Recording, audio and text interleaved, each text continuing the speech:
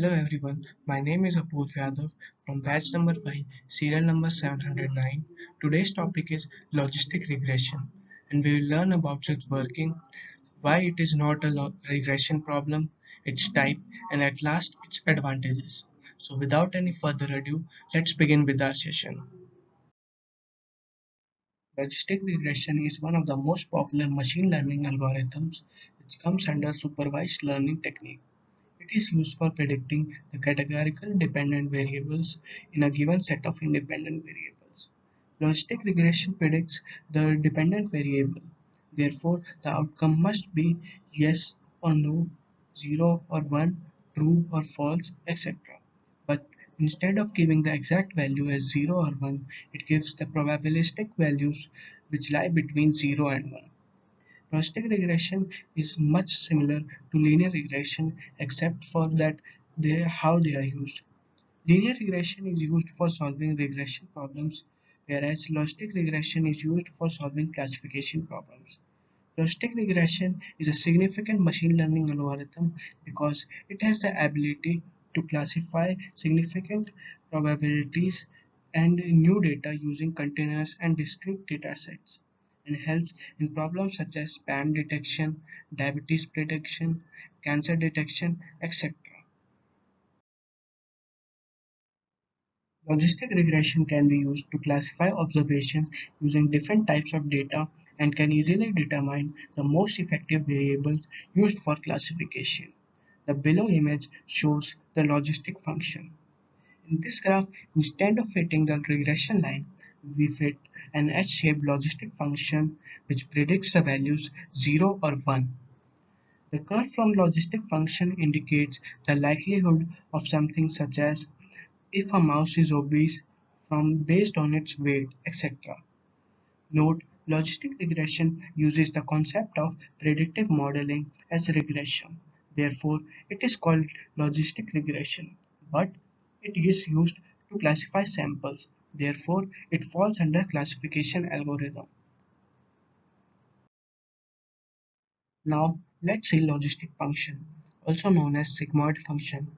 It is a mathematical function used to map predicted values to probabilities. It maps real values into another value within a range of 0 and 1. The value of logistic function must be between 0 and 1, which and cannot go beyond this limit. So it forms an S-shaped curve. Hence, it is known as sigmoid function. In logistic regression, we use the concept of threshold value, which defines the probability of either 0 or 1, such that the value above threshold value tends to be 1 and the value below threshold value tends to be 0. There are two major assumptions which should be taken before performing logistic regression on any dataset. First, the dependent variable must be categorical in nature. Next, the independent variable should not have multicollinearity, which means that one predictor variable in the multiple regression model should not be linearly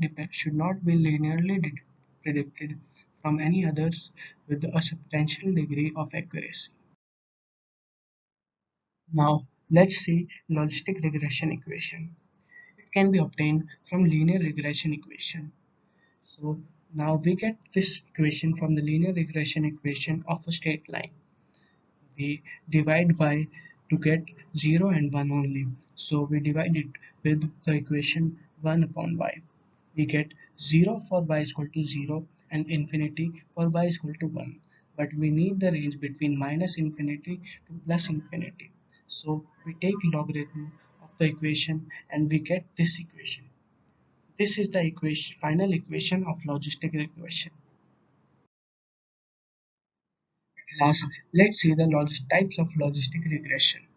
Based on categories, logistic regression can be classified into three types. First, binomial logistic regression. Second, multinomial logistic regression. And third, ordinal logistic regression. In binomial logistic regression, there can be only two types of possible dependent variables, such as 0 or 1, pass or fail, etc. In multinomial regression, there are three or more possible unordered types of dependent variables, such as cats, dogs, or sheep. And at last, in logistic regression, there are three or more possible ordered types of dependent variables, such as low, medium, or high. With this, I would like to end this session and I hope you got some insight about logistic regression, why it is not a regression problem, its types, advantages, and how it works. And at last, I would like to say thank you